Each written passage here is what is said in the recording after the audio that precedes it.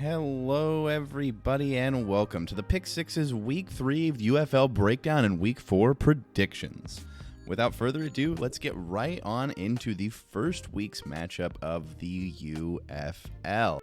At 12:30 p.m. Eastern Time, the Memphis Showboats versus the St. Louis Battlehawks will be taking place. Breaking down the Showboats here recently, Case Cookus' kryptonite was found yet again here in the Stallions in Week 3.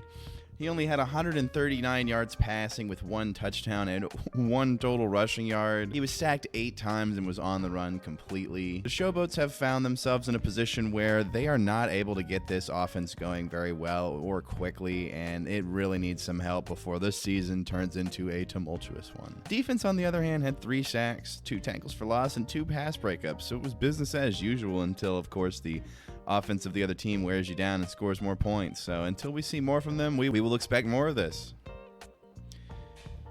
Next up, we have the Battlehawks. The Battlehawks come in this week after the offense set the pace against the Brahmas. A very close matchup indeed, 31-24 in Week 3, but A.J. McCarron's 152 yards and a touchdown, as well as the team's collective 113 yards between Jacob Sailors and Teo Durant really helped seal the deal. The defense was steady as she goes with 4 tackles for loss, 3 pass breakups. It was a very good test for the defense and the team as a whole, but they really proved that they're the real deal here and are probably the league's best chance at beating the Stallions here early on in the season. With that, I think it's obvious here we're going to be giving it to the Battlehawks, and we're going to be moving on to next matchup on Saturday at 7 p.m. Eastern Time. You're going to have the DC Defenders versus the Birmingham Stallions. In Week 3, the Defenders were able to do it yet again. Jordan Teamu's completion rating sunk below 50% this week with 11 completions on 24 attempts with 2 total touchdowns and 212 yards. The efficiency in the completed passes is insane, but the amount of passes it takes is quite interesting. Their strategy is interesting. It paid off yet again last week. But going against the Stallions, I don't know if you really want to rely on that. Last week, they had 82 yards between Jordan Teamu and Cameron Harris, really, with 1 touchdown on the run game. You're going to need a lot more split attention on the offensive side of the ball if you want to beat the Stallions. DC Defenders' defense was not very defensive. Yet again, they are the second-rated secondary in the league with the number 1 overall rated defense. So that is a little interesting how Fox is rating these cats, but I guess we will see how it plays off in the long run. They are able to get the dubs, so we'll see. Let's on to the Stallions, though. In Week 3, we really saw Adrian Martinez become the answer. Game 3 stats show him getting 334 yards, 2 touchdowns, 44 rushing yards, and a rushing touchdown.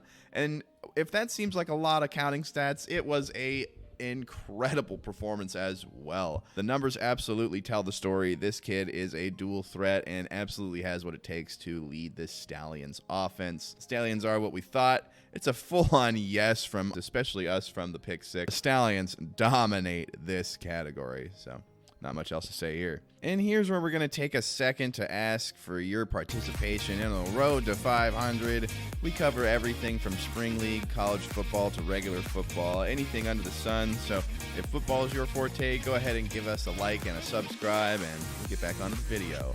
For Sunday's matchups, we have the 3 p.m. Eastern Time game with the Arlington Renegades versus the Houston Roughnecks. In Week 3, Luis Perez yet again had a nice performance with 290 yards with 2 touchdowns on a 75% red zone percentage. Tyler Vaughns is definitely a legit offensive wide receiver for this offense, and Davion Smith is back as the running threat, but they just cannot seem to close out games.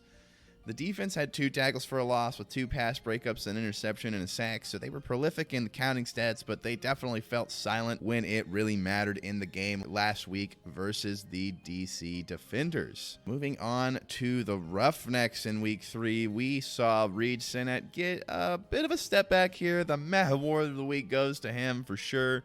63% completion on 198 yards and a touchdown with an interception. A lot of short ball game focused on for Mr. Sinnett here, and the defense absolutely took another step back. Only 4 tackles for loss and 2 pass breakups. Really getting eaten alive in the matchup versus the Panthers. Really showed their ass here, and it is just unfortunate unfortunate. With that being said, I believe the Battle of Texas is going to end in tears for the Roughnecks, with the Renegades retaining the crown. Have not seen a whole lot of liveliness out of that team, and until we see more, got to expect this. It's going to move us on to the final performance here at 7 p.m. Eastern with the Michigan Panthers versus the Brahmas. First, we're going to go over the Panthers Week 3 performance, and by Panthers, we mean the E.J. Perry Panthers. With 19 attempts on 16 completions and a touchdown, he had 208 yards and 60 yards on the ground for 3 total touchdowns. He really seems to be their main threat, even though Wes Hills is existing. He was not as efficient last week, so they just played through him, and he was able to seal the deal. Bit of an interesting matchup with them having the Roughnecks there. When you have them, you use them.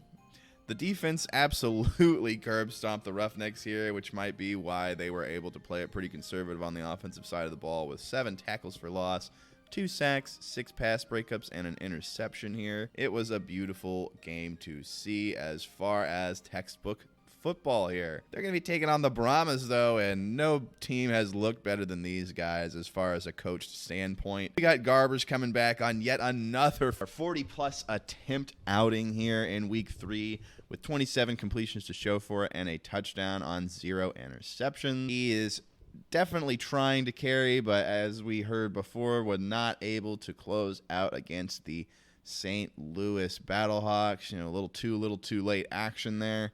At the end of the day, they set the pace a little too high for him. Especially with the number 2 defense behind him, with 265 total yards allowed, 2 sacks, 1 fumble recovery, and 3 tackles for a loss last week. They continue their dominance and honestly look like a textbook defensive-minded team, just like we are used to from their head coach. That's going to do it for our Week 3 breakdown and Week 4 predictions. I feel super strongly. I'm really serious. I'm going to take out some money and be putting a parlay on this bad boy, so I think you should too. One of the more guaranteed weeks of the UFL. Like, comment, and subscribe, everybody, for more. Thank you.